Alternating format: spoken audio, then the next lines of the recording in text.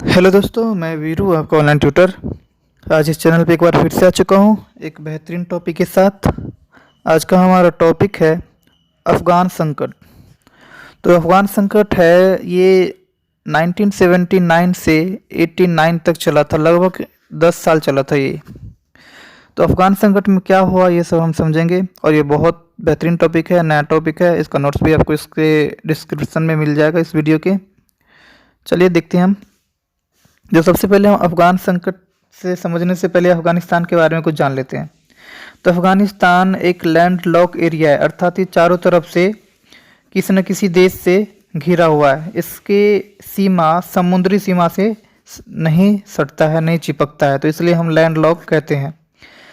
Next ये है कि इसका पड़ोसी देश कौन सा है। तो पड़ोसी देश इसका पाकिस्तान, भारत, चीन, ताजिकिस्तान, कजाकिस्तान, तुर्कमेनिस्तान, उज़्बेकिस्तान और ईरान है। ये व्यापारिक दृष्टि से काफ़ी ज़्यादा इम्पोर्टेंट है, क्योंकि चीन, रूस और उधर भारत को अगर अफ्रीकी देशों में, यूरोपीय देशों में अगर जाना है तो इसी अफ़गानिस्तान से होते हुए जाना पड़ेगा। या फिर यूरोपीय देशों को अगर पश्चिमी देशों में आना है, एशियाई देशों में आना है, तो भी इसी क्षेत्रों में आना पड़ेगा। अफ्रीका में जाना है या भारत को, एशियाई देशों को अगर यूरोप में जाना है तो भी अफ़गानिस्तान से जाना पड़ेगा। और अफ्रीकी देशों में अगर जाना है चीन और रूस को और भारत को, तो भी इसी क्षेत्र से जाना है।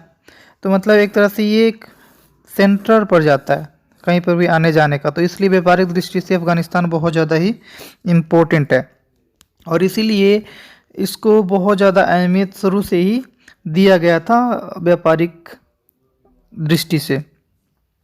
अब दोनों के बीच में संकट 1979 में क्यों पड़ जाता है, तो मैं बताता हूँ। तो अफ़गानिस्तान में 79 के समय में साम्यवादी सरकार था।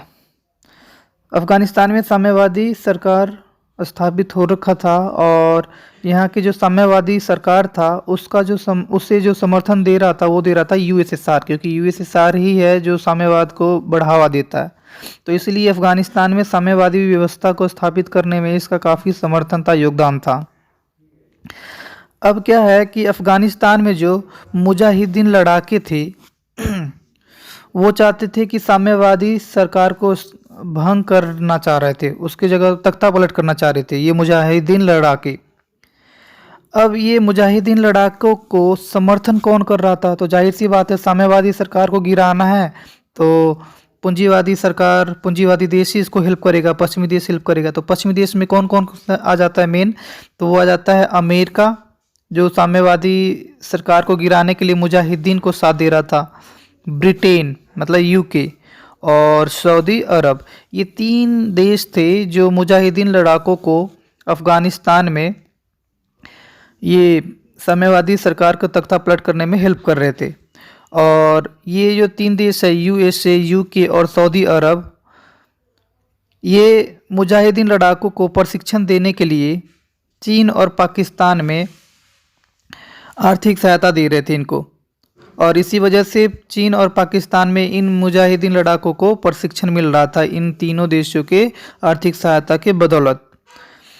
अब क्या होता है कि दोनों के बीच में काफ़ी ज़्यादा तनाव बढ़ जाता है।